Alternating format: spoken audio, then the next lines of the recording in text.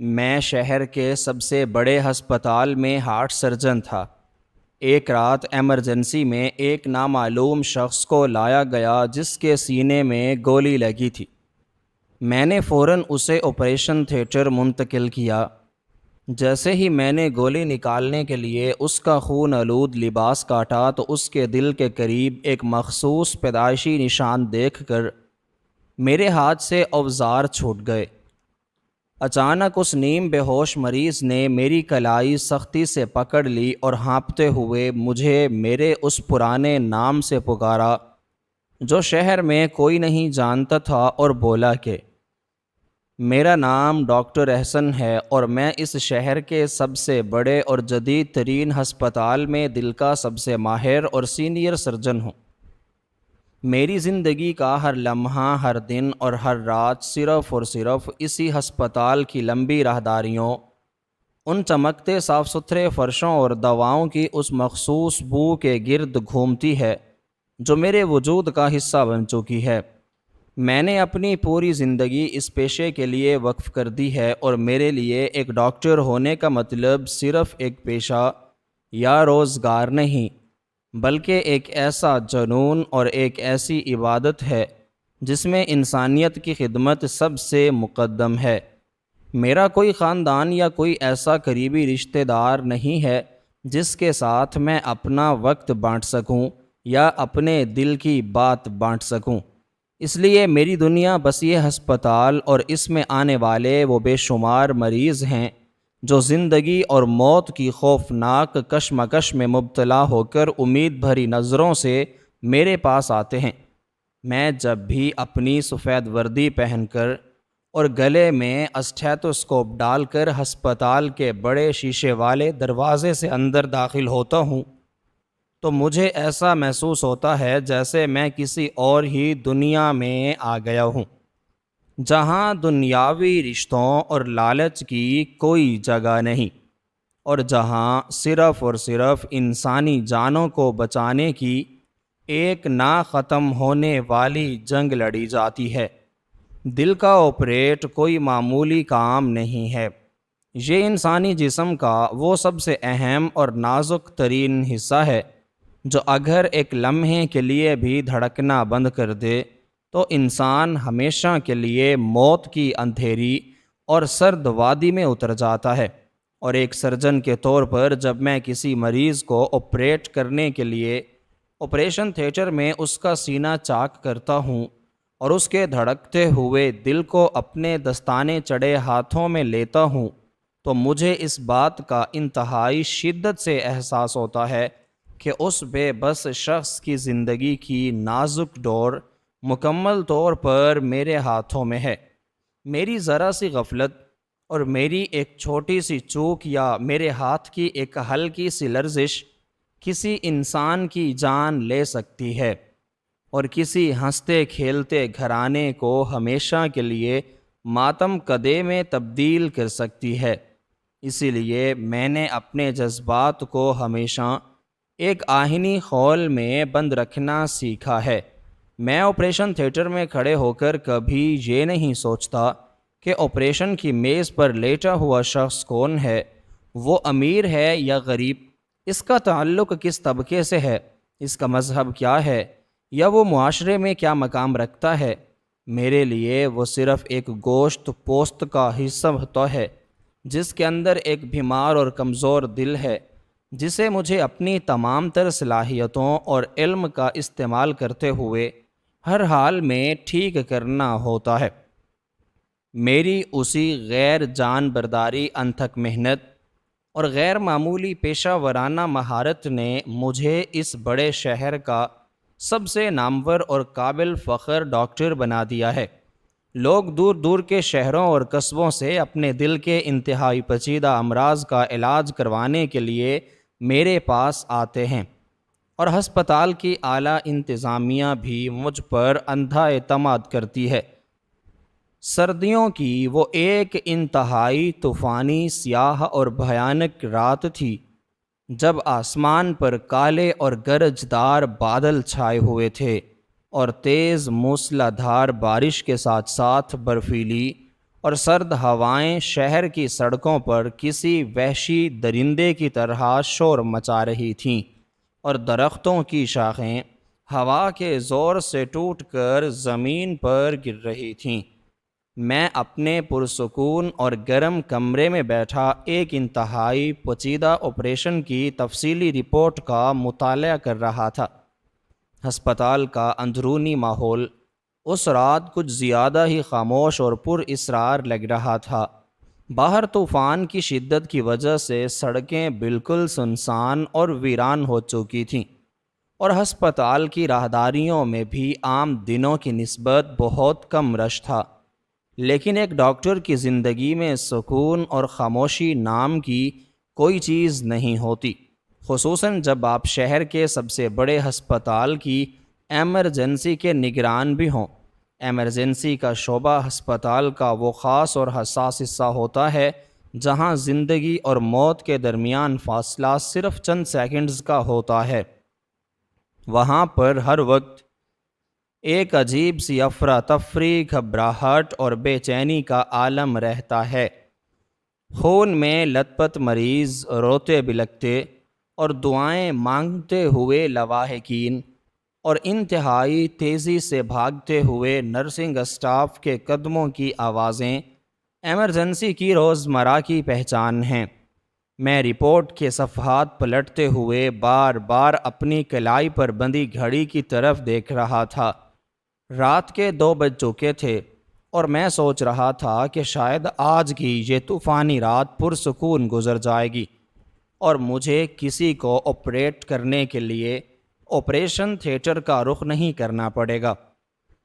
لیکن میری یہ سوچ اس وقت مکمل طور پر غلط ثابت ہو گئی جب اچانک میرے کمرے کے باہر نصب سرخ رنگ کی خطرے والی بتی تیزی سے بجھنے لگی، اور ساتھ ہی ایک تیز اور کانوں کو پھاڑ دینے والی سائرن کی آواز ہسپتال کی ان خاموش راہداریوں میں گونجنے لگی۔ یہ سائرن اس بات کا واضح اشارہ تھا کہ ایمرجنسی میں کوئی انتہائی تشویشناک اور زندگی موت کی آخری حدوں کو چھوتا ہوا مریض لایا گیا ہے، جسے فوراً کسی ماہر اور سینئر ڈاکٹر کی فوری توجہ کی ضرورت ہے۔ میں نے فوراً اپنی رپورٹ میز پر رکھی، اپنا چشمہ درست کیا، اور انتہائی تیزی سے قدم اٹھاتا ہوا ایمرجنسی کے وارڈ کی طرف بھاگا۔ جب میں ایمرجنسی کے بڑے اور خوددار شیشے کے دروازوں سے اندر داخل ہوا تو وہاں کا منظر انتہائی افراتفری اور خون آلود تھا۔ باہر طوفان سے آنے والی ایک ایمبولینس کے عملے نے ایک اسٹریچر کو انتہائی تیزی سے اندر دھکیلا، جس پر ایک نامعلوم اور خستہ حال شخص خون میں لت پت پڑا تھا۔ اس کے ارد گرد ہسپتال کا تمام موجود عملہ جمع تھا، اور سب سے انتہائی تیزی سے اسے ابتدائی طبی امداد دینے اور اس کا خون روکنے کی کوشش کر رہے تھے۔ میں نے قریب جا کر دیکھا تو اس شخص کی حالت انتہائی تشویشناک اور دل کو دہلا دینے والی تھی۔ وہ مکمل طور پر بے ہوش نہیں تھا، لیکن اس کی آنکھیں نیموا تھیں اور وہ درد کی ناقابل برداشت شدت سے کہہ رہا تھا۔ اس کے پرانے اور پھٹے ہوئے کپڑے خون سے مکمل طور پر تر ہو چکے تھے، اور اس کا چہرہ درد، تکلیف اور خون بہہ جانے کی وجہ سے موت کی طرف پیلا پڑ چکا تھا۔ ایمرجنسی کے ڈیوٹی افسر نے مجھے دیکھتے ہی انتہائی گھبراہٹ بھرے اور تیز لہجے میں بتایا کہ ڈاکٹر احسن، اس نامعلوم شخص کو ابھی پولیس کی ایک گشتی گاڑی نے یہاں منتقل کیا ہے۔ اسے کسی نے انتہائی قریب سے سیدھا سینے پر گولی ماری ہے، اور گولی پسلیوں کو توڑتی ہوئی بالکل دل کے انتہائی قریب جا کر دھنسی ہوئی ہے۔ اس کا خون بہت تیزی سے بہہ رہا ہے، اور اس کی نبض تیزی سے ڈوب رہی ہے۔ اگر ہم نے فوراً اسے آپریٹ کر کے یہ قاتل گولی نہ نکالی تو یہ شخص چند ہی منٹوں میں ہمارے سامنے دم توڑ دے گا۔ میں نے فوراً اپنا اسٹیتھوسکوپ نکالا اور اس کے سینے کے اس حصے پر انتہائی احتیاط سے رکھا جہاں گولی نہیں لگی تھی۔ اس کے دل کی دھڑکن انتہائی بے ترتیب، مدھم اور کمزور ہو چکی تھی۔ اس کا بلڈ پریشر خطرناک حد تک تیزی سے گر رہا تھا اور اس کے جسم کا درجہ حرارت بھی کم ہو کر برف جیسا ہو رہا تھا۔ یہ ایک انتہائی نازک اور ہولناک صورتحال تھی جس میں سوچنے یا کسی قسم کے مشورے کا بالکل بھی وقت نہیں تھا۔ میں نے فوراً اپنے عملے کو انتہائی اونچی اور کڑکدار آواز میں ہدایات دینا شروع کی کہ اس مریض کو ایک سیکنڈ بھی ضائع کیے بغیر فوراً میرے ساتھ مرکزی آپریشن تھیٹر منتقل کیا جائے۔ اسے خون کی فوری بوتلیں لگائی جائیں اور ہسپتال کے سب سے ماہر بے ہوشی کے ڈاکٹر کو فوراً آپریشن تھیٹر میں طلب کیا جائے۔ میری یہ ہدایات ملتے ہی پورا عملہ ایک مشین کی طرح حرکت میں آ گیا۔ اسٹریچر کے پہیے انتہائی تیزی سے گھومنے لگے اور ہم سب بھاگتے ہوئے اس خون میں لت پت اور موت کے کنارے کھڑے مریض کو لے کر ہسپتال کی لمبی اور روشن راہداریوں سے گزرتے ہوئے آپریشن تھیٹر کی طرف بڑھنے لگے۔ راہداری میں موجود چند لوگ اس ہولناک اور خون آلود منظر کو دیکھ کر ڈر کر دیواروں کے ساتھ لگ گئے۔ مریض کا گرم خون اسٹریچر سے ٹپک کر ہسپتال کے سفید اور چمکدار فرش پر ایک لمبی سرخ لکیر اور ہولناک نشانات چھوڑ رہا تھا، لیکن وہ ہماری اور واحد توجہ صرف اور صرف اس کی جان بچانے پر مرکوز تھی۔ میں اپنے ذہن میں آپریٹ کے تمام مراحل دہرا رہا تھا۔ میں جانتا تھا کہ گولی دل کے انتہائی قریب ہے اور میری ذرا سی بھی غلطی گولی کو سیدھا دل کے اندر دھکیل سکتی ہے، جس سے اس کی موت اسی وقت آپریشن کی میز پر یقینی تھی۔ لیکن ایک سینئر سرجن کے طور پر میرا یہ حتمی فرض تھا کہ میں ہر ممکن کوشش کروں۔ آپریشن تھیٹر کے بھاری اور خوددار دروازے کھلے اور اسٹریچر کو سیدھا آپریٹ کی بڑی میز کے ساتھ لگا کر مریض کو اس پر منتقل کر دیا گیا۔ میں نے تیزی سے آپریشن تھیٹر کے ساتھ والے مخصوص کمرے میں جا کر اپنے ہاتھ طاقتور جراثیم کش ادویات سے دھوئے، اپنی مخصوص سبز رنگ کی آپریشن کی وردی پہنی، چہرے پر ماسک لگایا اور ہاتھوں پر دستانے چڑھا کر مکمل طور پر تیار ہو کر واپس آپریشن تھیٹر کے اندر داخل ہوا۔ آپریشن تھیٹر کا اندرونی ماحول انتہائی سرد اور جراثیم سے مکمل پاک تھا۔ چھت پر لگی ہوئی انتہائی طاقتور اور تیز روشنیوں نے جراحی کی میز اور مریض کے جسم کو دن کی طرح روشن کر دیا تھا۔ بے ہوشی کے ماہر نے مریض کے منہ پر آکسیجن کا ماسک انتہائی احتیاط سے لگا دیا تھا اور اسے مکمل طور پر بے ہوش کرنے اور درد سے نجات دلانے کے لیے طاقتور دوائیں اس کی رگوں میں داخل کر دی تھیں۔ مریض کے جسم کے ساتھ مختلف قسم کے جدید مانیٹر اور مشینیں جوڑ دی گئی تھیں جو اس کے دل کی دھڑکن، اس کی اکھڑتی ہوئی سانس اور اس کے گرتے ہوئے بلڈ پریشر کو مسلسل اسکرین پر رنگین لکیروں کی صورت میں دکھا رہی تھی۔ مشینوں کی مخصوص بیپ بیپ کی تیز آوازیں اس سرد اور خاموش کمرے میں ایک عجیب سی دہشت، موت کا خوف اور اعصاب شکن تناؤ پیدا کر رہی تھیں۔ میں نے ایک گہری اور لمبی سانس لی، اپنے اعصاب کو مکمل طور پر پرسکون کیا، اپنے دماغ سے ہر قسم کے خیالات کو جھٹک دیا اور جراحی کی میز کے بالکل قریب جا کر کھڑا ہو گیا۔ نرسنگ سٹاف نے تمام ضروری اور جدید اوزار ایک بڑی سی دھاتی ٹرے میں میرے بالکل قریب ترتیب سے رکھ دیے تھے، جن کی دھاتی چمک تیز روشنی میں مزید تیز ہو گئی تھی۔ میں نے مانیٹر کی طرف ایک تفصیلی نظر ڈالی۔ مریض کے دل کی دھڑکن مسلسل گر رہی تھی اور ہمارے پاس وقت ریت کی طرح ہاتھوں سے پھسل رہا تھا۔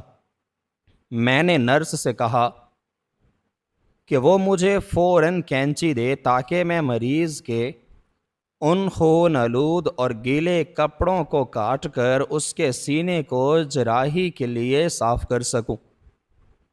نرس نے فوراً ایک تیز دھار کینچی میرے دستانے چڑھے ہاتھ میں پکڑا دی۔ میں نے اس کینچی کی مدد سے اس نامعلوم شخص کی خون میں ڈوبی ہوئی قمیض کو گردن کے پاس سے انتہائی مہارت سے کاٹنا شروع کیا۔ کپڑا جمے ہوئے خون کی وجہ سے جسم کے ساتھ بری طرح چپک چکا تھا، اس لیے مجھے انتہائی احتیاط سے کام لینا پڑ رہا تھا تاکہ کینچی کی تیز نوک سے اس کے زخم یا جلد کو مزید کوئی نقصان نہ پہنچے۔ جیسے جیسے میں کپڑے کو کاٹ کر پیچھے کی طرف ہٹا رہا تھا، اس کا خون آلود سینہ میری نظروں کے سامنے واضح ہوتا جا رہا تھا۔ سینے پر خون کا ایک ہولناک تالاب سا بنا ہوا تھا اور بائیں طرف دل کے بالکل اوپر ایک گہرا اور ہولناک سوراخ تھا جہاں سے مسلسل تازہ اور گرم خون ابل ابل کر باہر آ رہا تھا۔ میں نے نرس سے جلدی سے روئی اور جراثیم کش مایا منگوایا تاکہ میں زخم کے ارد گرد کے حصے کو صاف کر کے گولی کی جگہ کا حتمی تعین کر سکوں اور اسے آپریٹ کرنے کا باقاعدہ عمل شروع کر سکوں۔ میں نے اپنے خون سے لت پت دستانوں والے ہاتھوں سے روئی کا ایک بہت بڑا ٹکڑا نکالا اور اسے زخم کے ارد گرد رگڑ کر خون صاف کرنے لگا۔ روشنی اتنی تیز تھی کہ مجھے زخم کی گہرائی صاف نظر آ رہی تھی، لیکن جیسے ہی میں نے زخم کے بالکل دائیں جانب جہاں دل واقع ہوتا ہے خون کی آخری تہہ کو صاف کیا تو میری نظر ایک ایسی چیز پر پڑی جس نے میرے دماغ میں ایک زوردار اور قیامت خیز دھماکہ کر دیا۔ میرے جسم کا سارا خون ایک ہی لمحے میں جم کر برف بن گیا۔ میرا سانس میرے گلے میں کسی سوکھے اور تیز کانٹے کی طرح اٹک گیا اور میری آنکھیں حیرت صدمے اور ایک ناقابل بیان دہشت سے پھٹ کر باہر آنے کو تیار ہو گئیں۔ اس نامعلوم اور بے ہوش مریض کے سینے پر دل کے بالکل قریب ایک انتہائی مخصوص عجیب اور پیدائشی نشان موجود تھا۔ یہ نشان ایک ستارے کی شکل کا تھا جس کے 5 کونے بالکل واضح اور سیاہ رنگ کے تھے اور اس ستارے کے بالکل درمیان میں ایک چھوٹا سا سرخ رنگ کا دھبا تھا۔ یہ کوئی عام پیدائشی نشان نہیں تھا، یہ ایک ایسا نشان تھا جسے میں اپنی زندگی میں کبھی نہیں بھول سکتا تھا۔ یہ وہ نشان تھا جس نے میرے ماضی کی ان تمام تاریک، ہولناک اور دردناک یادوں کو ایک ہی لمحے میں زندہ کر دیا، جنہیں میں نے پچھلے 20 سالوں سے اپنے دماغ کی سب سے گہری اور اندھیری قبر میں دفن کر رکھا تھا۔ اس نشان کو دیکھتے ہی میرے ہوش و حواس مکمل طور پر مفلوج ہو کر رہ گئے۔ میری ٹانگوں میں جیسے جان ہی نہ رہی تھی اور میرے ہاتھ اس قدر شدت سے کانپنے لگے کہ میں ان پر کسی صورت بھی قابو نہ رکھ سکا۔ میرے ہاتھ سے وہ خون آلود کینچی اور روئی چھوٹ کر آپریشن تھیٹر کے چمکدار اور سخت فرش پر گری اور اس کی دھاتی آواز نے پورے کمرے کی خاموشی کو چیر کر رکھ دیا۔ آپریشن تھیٹر میں موجود تمام نرسیں اور عملہ میری اس اچانک اور غیر متوقع حرکت پر حیرت زدہ رہ گیا۔ انہوں نے کبھی مجھے اس قدر حواس باختہ، خوف زدہ اور کمزور نہیں دیکھا تھا، کیونکہ میں ہمیشہ مشکل سے مشکل جراحی کے دوران بھی انتہائی پرسکون اور چٹان کی طرح مضبوط رہتا تھا۔ بے ہوشی کے ماہر نے گھبرا کر مجھ سے پوچھا کہ ڈاکٹر احسن کیا ہوا، کیا آپ ٹھیک ہیں؟ لیکن میرے منہ سے کوئی آواز نہیں نکل رہی تھی۔ میں مکمل طور پر سکتے میں تھا اور میری نظر صرف اور صرف اس ستارے کے نشان پر جمی ہوئی تھی جو اس خون آلود سینے پر موجود تھا۔ مجھے محسوس ہو رہا تھا جیسے میں کسی ہولناک خواب کا حصہ ہوں اور یہ سب حقیقت نہیں ہے۔ میرا دماغ کام کرنا چھوڑ چکا تھا اور مجھے سمجھ نہیں آ رہا تھا کہ یہ نشان اس اجنبی شخص کے سینے پر کیسے ہو سکتا ہے۔ یہ تو ناممکن تھا۔ میں نے بے ساختہ اپنے قدم پیچھے کی طرف ہٹائے اور میری پیٹھ آپریشن تھیٹر کی ٹھنڈی دیوار سے جا ٹکرائی۔ میری سانسیں بے ترتیب ہو چکی تھیں اور میرے ماتھے پر سرد پسینے کے قطرے چمکنے لگے تھے۔ مانیٹر پر مریض کے دل کی دھڑکن مزید کمزور ہوتی جا رہی تھی اور مشینیں زور زور سے خطرے کی گھنٹی بجا رہی تھیں، لیکن میں جیسے بہرا ہو چکا تھا۔ مجھے ارد گرد کی کوئی آواز سنائی نہیں دے رہی تھی۔ میں اب بھی اس ہولناک صدمے کی گرفت میں تھا اور میں نے اپنی آنکھیں بند کر کے اس خوفناک حقیقت کو جھٹلانے کی کوشش کی، لیکن جیسے ہی میں نے دوبارہ آنکھیں کھولیں اور اس مریض کی طرف دیکھا تو ایک اور انتہائی لرزہ خیز اور رونگٹے کھڑے کر دینے والا واقعہ پیش آیا۔ وہ مریض جسے مکمل طور پر بے ہوش کیا جا چکا تھا اور جس کے جسم میں اتنی دوائیں داخل کی جا چکی تھیں کہ وہ کئی گھنٹوں تک ہوش میں نہیں آ سکتا تھا، اچانک اس کے جسم میں ایک عجیب سی لرزش پیدا ہوئی۔ اس نے ایک انتہائی دردناک اور ہولناک کراہ کے ساتھ اپنے سینے کو اوپر کی طرف اٹھایا اور اس کی نیم و آنکھیں اچانک پوری طرح کھل گئیں۔ ان آنکھوں میں ایک ایسی وحشت، ایک ایسا درد اور ایک ایسی پہچان تھی جسے دیکھ کر میری روح تک کانپ اٹھی۔ اس نے اپنی خون آلود اور کپکپاتی ہوئی گردن کو موڑ کر سیدھا میری طرف دیکھا اور اس سے پہلے کہ عملہ اسے پکڑ کر دوبارہ میز پر لٹاتا، اس نے اپنا ایک خون سے لت پت ہاتھ انتہائی تیزی سے آگے بڑھایا اور میرے سفید کوٹ سے نکلے ہوئے میرے بازو کی کلائی کو انتہائی سختی اور مضبوطی کے ساتھ پکڑ لیا۔ اس کی گرفت میں اس قدر طاقت اور جنون تھا کہ مجھے اپنی ہڈیاں ٹوٹتی ہوئی محسوس ہونے لگیں۔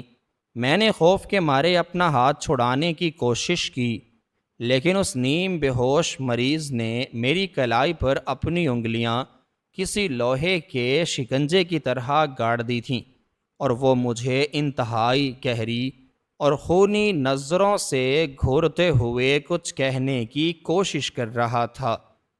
اس کی سانسیں اکھڑ رہی تھیں اور اس کے ہونٹوں سے خون کا جھاگ نکل رہا تھا، لیکن اس نے میری کلائی پر اپنی گرفت ڈھیلی نہیں کی اور وہ درد سے کراہتے ہوئے مسلسل میری آنکھوں میں دیکھ رہا تھا، جس کی وجہ سے میرے پورے جسم میں ایک سنسناہٹ سی دوڑ گئی اور میرا سارا وجود خوف اور دہشت کے ایک ایسے اندھے کنویں میں گرتا چلا گیا جہاں سے نکلنے کا کوئی راستہ نہیں تھا، اور میری کلائی پر اس کے ہاتھ کی وہ سخت گرفت مجھے اس تاریک ماضی کی طرف کھینچ رہی تھی جسے میں ہمیشہ کے لیے پیچھے چھوڑ آیا تھا۔ میری کلائی پر اس نیم بے ہوش اور خون میں لت پت مریض کے ہاتھ کی وہ سخت اور فولادی گرفت اس قدر مضبوط تھی کہ مجھے محسوس ہو رہا تھا جیسے کسی نے میری رگوں میں بہنے والے خون کو ایک ہی جھٹکے میں جما دیا ہو۔ اس نے انتہائی تکلیف اور درد کی شدت سے کراہتے ہوئے اپنی نیم و آنکھوں سے میری طرف دیکھا اور اس کے کانپتے ہوئے ہونٹوں سے کانپتی ہوئی آواز میں میرا وہ پرانا نام نکلا جو اس شہر میں کوئی نہیں جانتا تھا۔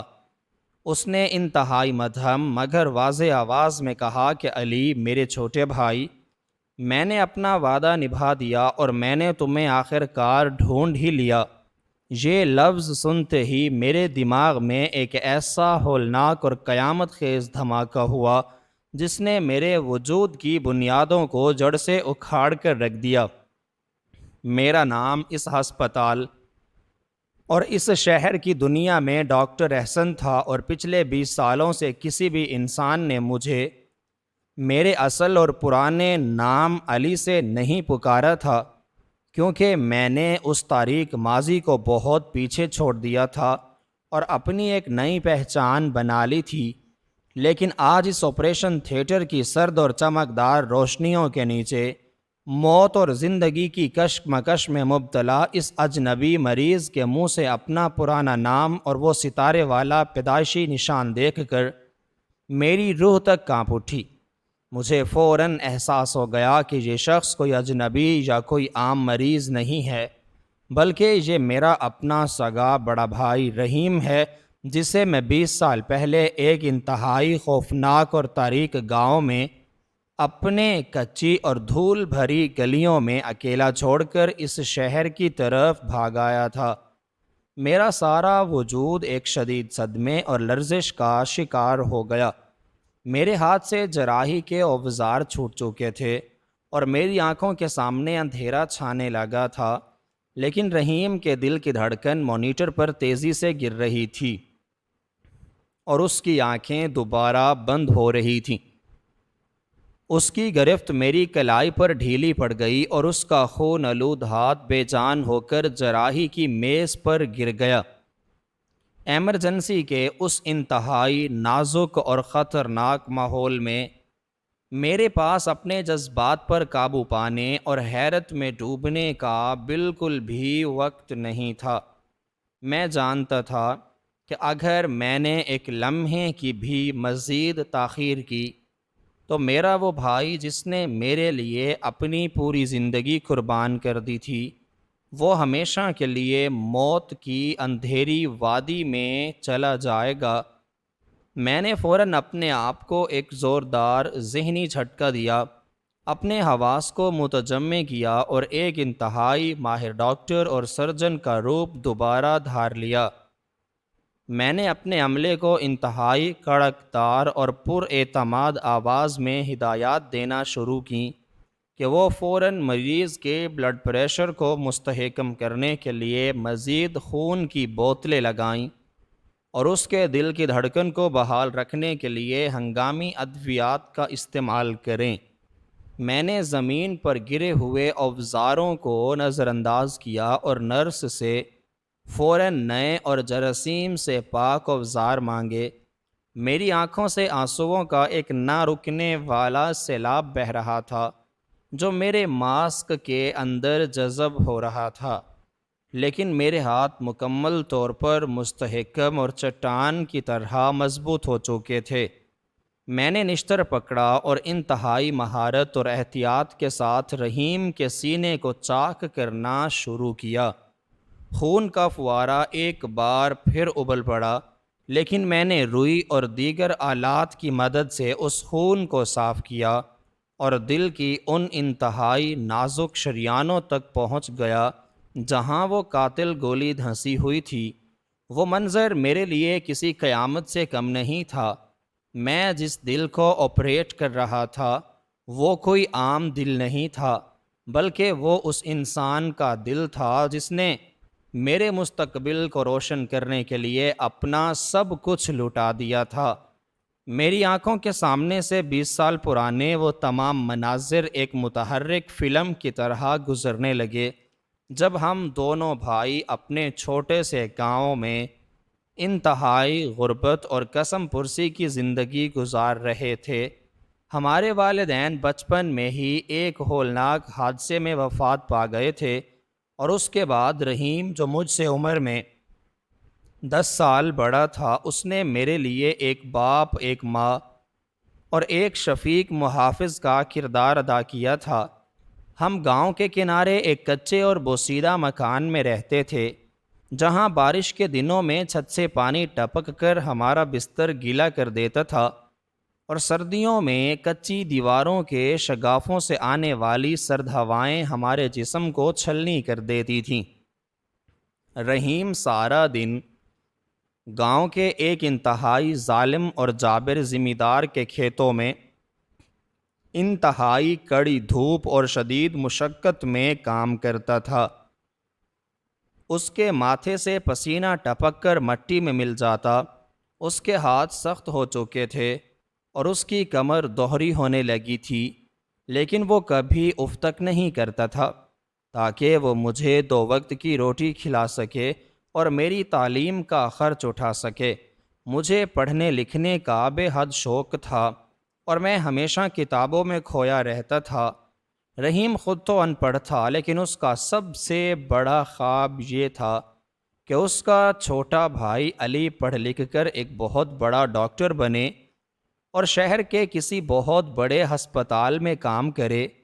وہ جب بھی تھک ہار کر گھر آتا تو اپنے پسینے سے شرابور ہاتھوں سے میری کتابوں کو چھوتا اور مسکرا کر کہتا تھا کہ ایک دن میرا چھوٹا ڈاکٹر بنے گا اور میں فخر سے دنیا کو بتاؤں گا کہ یہ میرا بھائی ہے۔ اس کی ان باتوں میں ایک ایسی سچی محبت، ایک ایسا جنون ہوتا تھا جو مجھے مزید محبت کرنے پر مجبور کرتا تھا۔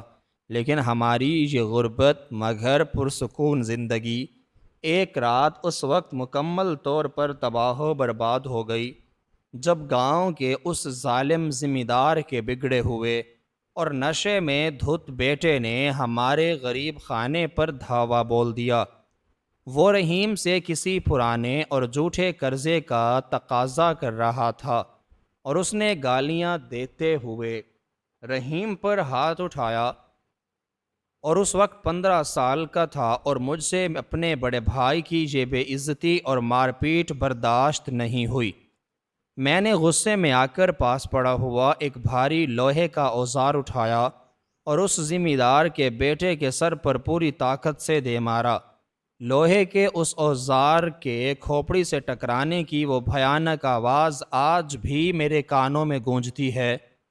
وہ ایک ہی وار میں خون میں لت پت ہو کر کچے صحن کی مٹی پر گرا اور اس کے سر سے بہنے والے خون نے مٹی کو سرخ کر دیا۔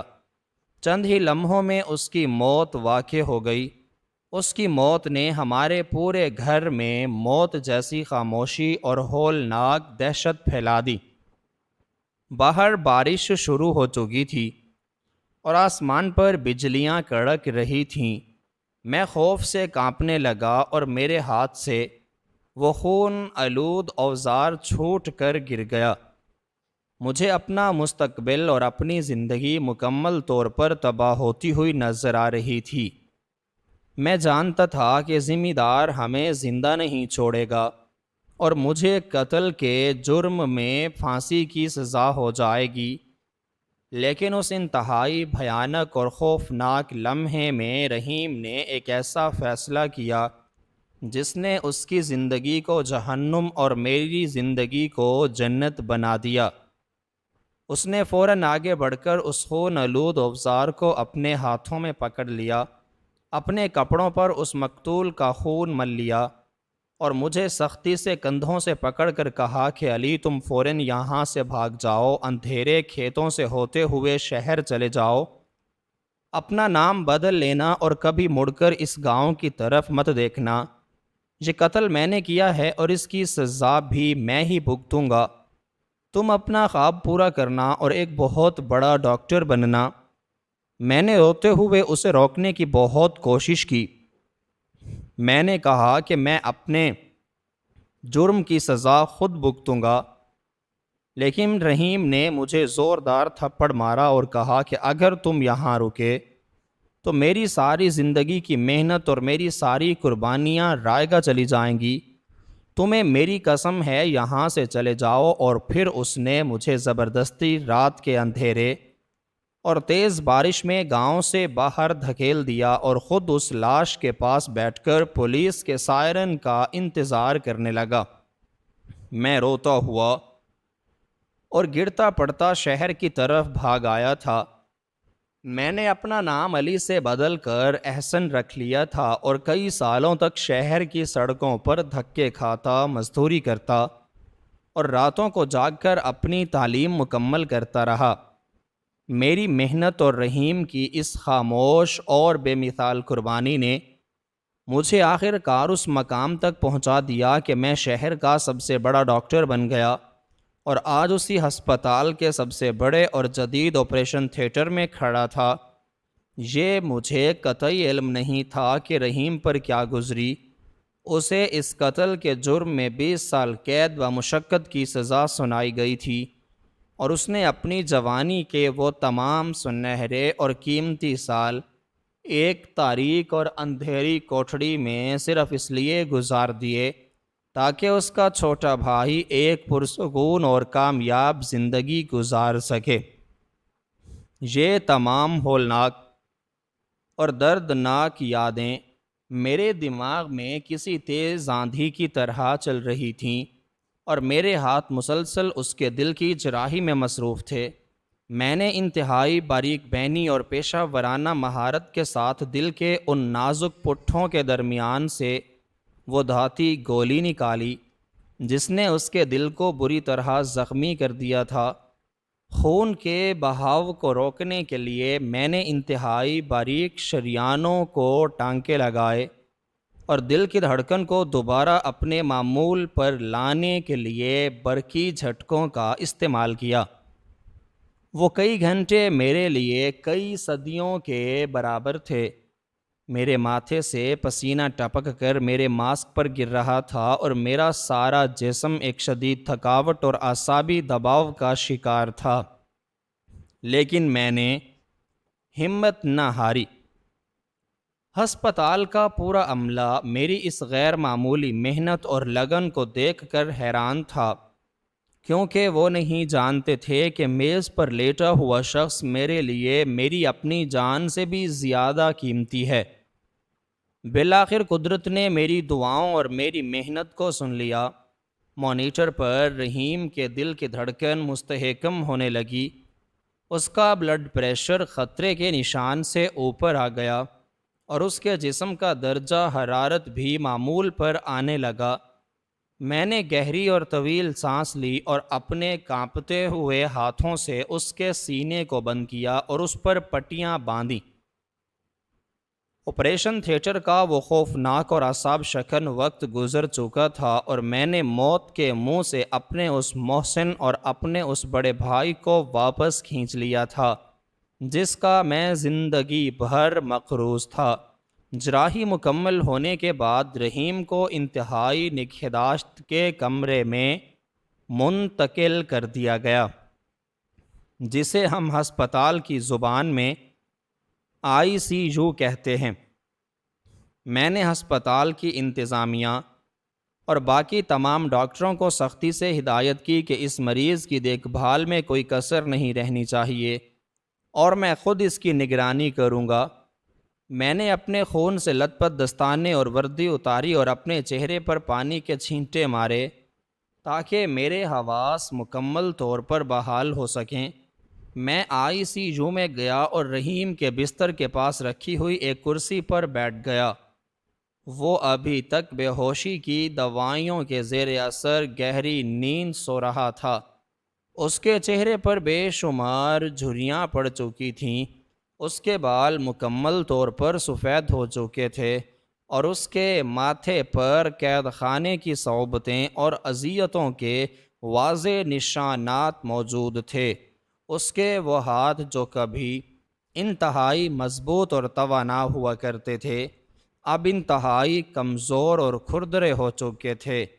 میں اس کے چہرے کو دیکھتا رہا اور میرے آنسو مسلسل بہتے رہے۔ میں اپنے آپ کو دنیا کا سب سے خود غرض اور ظالم انسان سمجھنے لگا تھا کہ میں نے اپنی کامیابی اور اپنی زندگی کے دھن میں اس بھائی کو مکمل بھلا دیا تھا جس نے میرے لیے اپنی پوری زندگی ایک تاریک قید خانے کی نظر کر دی تھی۔ میں سوچ رہا تھا کہ جب وہ ہوش میں آئے گا تو میں اس سے کس منہ سے بات کروں گا، میں اسے کیا جواب دوں گا کہ میں نے 20 سالوں میں ایک بار بھی اسے تلاش کرنے کی کوشش کیوں نہ کی۔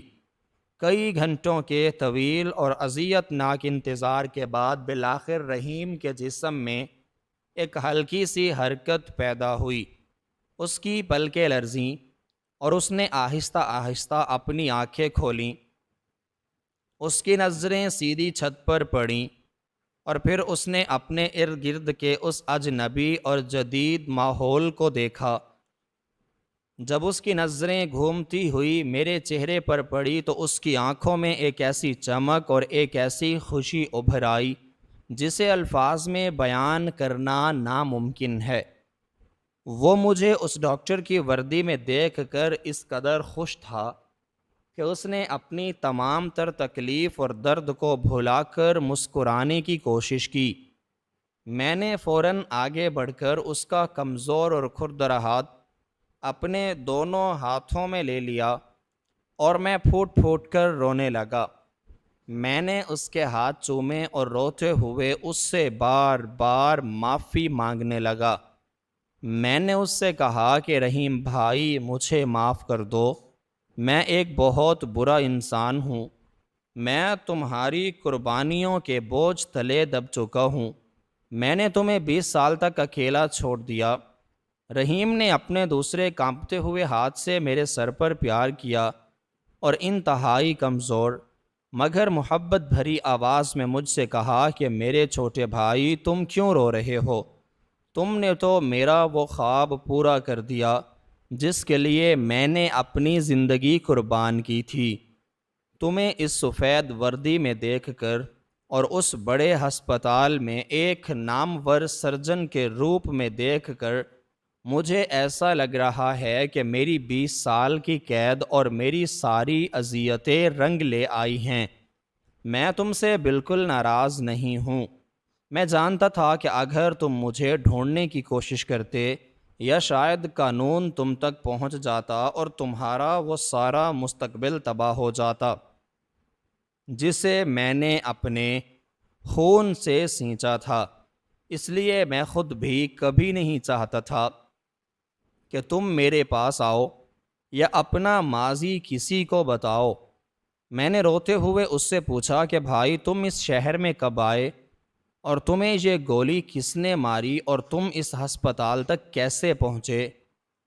رحیم نے ایک گہری سانس لی اور مجھے وہ ساری داستان سنائی جس نے میرے دل کو ایک بار پھر خون کے آنسو رونے پر مجبور کر دیا۔ اس نے بتایا کہ اسے جیل سے رہا ہوئے بامشکل 1 مہینہ ہوا تھا۔ وہ جب جیل سے باہر آیا تو اس کے پاس کوئی ٹھکانہ نہیں تھا اور گاؤں والوں نے اسے ایک قاتل سمجھ کر گاؤں سے نکال دیا تھا۔ اس نے شہر کا رخ کیا اور کئی دنوں تک مزدوری کر کے اپنے لیے 2 وقت کی روٹی کماتا رہا۔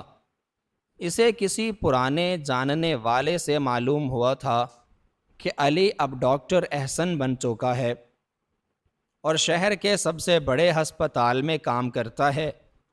رحیم نے اخبارات میں میری تصویریں دیکھی تھیں اور وہ میری کامیابی کے قصے سن کر فخر سے پھولے نہیں سماتا تھا۔ وہ کئی بار اس ہسپتال کے دروازے تک آیا تھا اور دور سے مجھے اپنی مہنگی گاڑی میں آتے جاتے دیکھ کر خوش ہوتا تھا، لیکن اس نے کبھی میرے سامنے آنے کی ہمت ہی نہ کی، کیونکہ وہ سوچتا تھا کہ اس جیسے ایک غریب اور مجرم شخص کا میرے ساتھ کھڑا ہونا میری عزت اور میری شہرت کو داغدار کر دے گا۔ اس لیے وہ صرف میری کامیابی کو دور سے دیکھ کر خوش ہو جاتا تھا اور اس نے فیصلہ کیا تھا کہ وہ بغیر ملے ہی واپس چلا جائے گا۔ لیکن آج رات جب وہ ہسپتال کے باہر سڑک پار کر رہا تھا تاکہ مجھے آخری بار دور سے دیکھ سکے تو اچانک کچھ نامعلوم مسلح ڈاکوؤں نے اسے گھیر لیا۔ وہ اس کا وہ چھوٹا سا اور پرانا تھیلا چھیننے کی کوشش کر رہے تھے جس میں اس کے پاس میرے بچپن کی کچھ پرانی تصویریں، ایک ٹوٹا ہوا کھلونا اور میری پرانی کتابیں تھیں جو اس نے 20 سالوں تک اپنی جان سے زیادہ عزیز رکھ کر جیل میں بھی اپنے پاس محفوظ رکھی تھیں۔ وہ ڈاکو اس تھیلے کو کوئی قیمتی چیز سمجھ کر چھین رہے تھے اور رحیم نے ان کتابوں اور تصویروں کو بچانے کے لیے ان ڈاکوؤں سے مزاحمت کی، جس پر انہوں نے غصے میں آ کر اسے سینے پر گولی مار دی اور پھر وہ وہاں سے فرار ہو گئے۔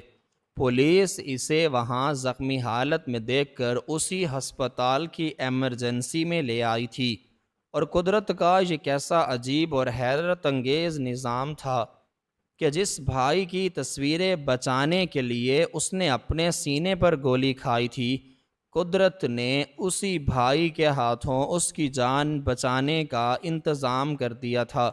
یہ ساری سچائی سن کر میرے تو رونگٹے کھڑے ہو گئے اور میرے اندر ایک ایسا طوفان برپا ہو گیا جسے روکنا کسی کے بس میں نہیں تھا۔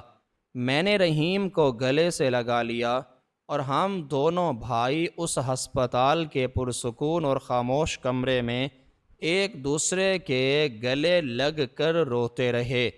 میری زندگی کا وہ سارا غرور، میری وہ ساری شہرت اور میری وہ ساری دولت مجھے رحیم کی اس بے لوث محبت اور اس کی اس عظیم قربانی کے سامنے انتہائی حقیر اور بے معنی لگنے لگی۔ میں نے یہ فیصلہ کر لیا کہ اب میں اپنے اس بھائی کو کبھی اپنے سے دور نہیں ہونے دوں گا۔ میں نے ہسپتال کی انتظامیہ سے اس واقعے کو ایک راز رکھنے کی درخواست کی اور پولیس کو بھی صرف اتنا بتایا گیا کہ یہ ایک عام راہزنی کا واقعہ ہے۔ رحیم کی حالت دن بدن بہتر ہونے لگی اور وہ چند ہی ہفتوں میں مکمل طور پر صحت یاب ہو کر اپنے پیروں پر چلنے کے قابل ہو گیا۔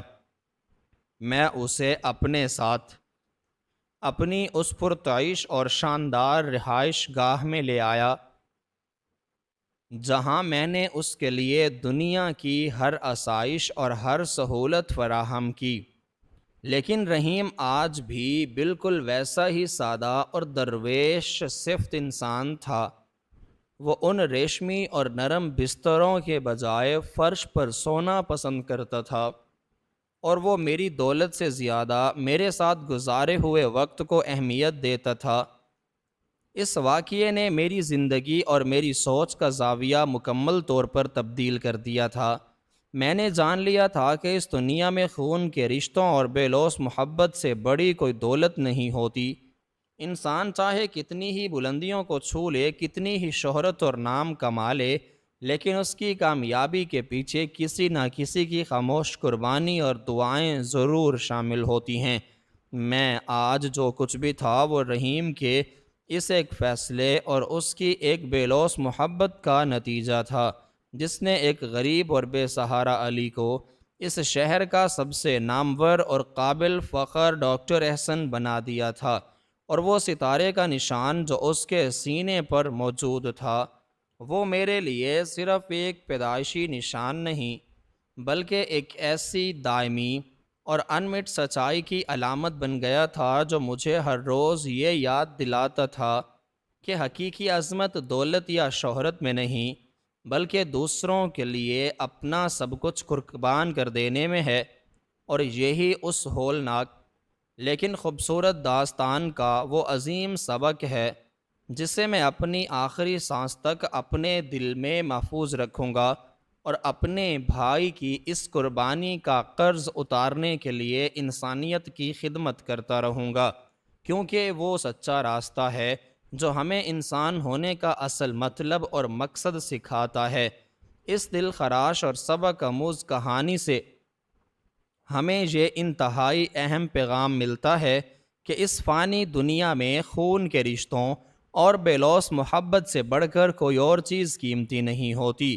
انسان چاہے کتنی ہی شاندار کامیابیاں سمیٹ لے، بے تحاشا دولت اکٹھی کر لے، یا معاشرے میں کتنا ہی اعلیٰ مقام اور بے پناہ شہرت حاصل کر لے، لیکن ان تمام مادی آسائشوں اور کامیابیوں کی حقیقت کچھ بھی نہیں اگر اس کے پیچھے اپنوں کی قربانیوں کا سچا احساس موجود نہ ہو۔ ڈاکٹر احسن کی موجودہ زندگی اور رحیم کی لازوال قربانی ہمیں یہ سکھاتی ہے کہ ہماری ہر بڑی کامیابی کے پس پردہ کسی نہ کسی کی خاموش محنت اور انگنت دعائیں اور بے غرض قربانیاں ضرور شامل ہوتی ہیں، جنہیں ہم اکثر اپنی کامیابی کے اندھے نشے اور دنیاوی مصروفیات میں آ کر مکمل طور پر بھلا بیٹھتے ہیں۔ رحیم کا کردار اس بات کی عظیم ترین مثال ہے کہ سچی محبت کرنے والے ہمیشہ اپنے پیاروں کی خوشی اور ان کے سنہرے مستقبل کی خاطر اپنی پوری زندگی، حتیٰ کہ اپنی قیمتی جوانی بھی اندھیروں کی نظر کر دیتے ہیں، اور بدلے میں وہ کسی صلے داد یا احسان کے طلبگار نہیں ہوتے۔ دوسری جانب ڈاکٹر احسن کا شدید احساس ندامت ہمیں یہ بتاتا ہے کہ انسان جب اپنی جڑوں، اپنے پرانے ماضی اور اپنے حقیقی محسنوں کو فراموش کر دیتا ہے تو اس کی ہر کامیابی کھوکھلی اور اس کا ضمیر ہمیشہ بوجھل ہو جاتا ہے۔ ہمیں یہ سچ یاد رکھنا چاہیے کہ مادی دولت، بڑے عہدے اور اعلیٰ شان محلات انسان کو محض وقتی خوشی تو دے سکتے ہیں، لیکن حقیقی دلی سکون اور روح کی تسکین صرف اور صرف اپنوں کے قرب، ان کی خدمت اور ان کی قربانیوں کا اعتراف کرنے میں ہی پوشیدہ ہے۔ جب رحیم نے سینے پر گولیاں کھا کر بھی اپنے بھائی کی پرانی یادوں کو بچایا تو اس واقعے سے ثابت ہوتا ہے کہ مادی اشیاء سے زیادہ وہ جذبات اور یادیں انمول ہوتی ہیں جو انسان کو ہمیشہ اس کے پیاروں سے جوڑے رکھتی ہیں۔ اس کہانی کا سب سے بڑا سبق دراصل یہ ہے کہ ہمیں زندگی میں کبھی بھی ان لوگوں کو تنہا اور بے یار و مددگار نہیں چھوڑنا چاہیے جنہوں نے ہمارے کل کو روشن کرنے کے لیے اپنا آج قربان کر دیا ہو۔ سچی محبت صرف قربانی دینے کے عظیم جذبے میں پوشیدہ ہے۔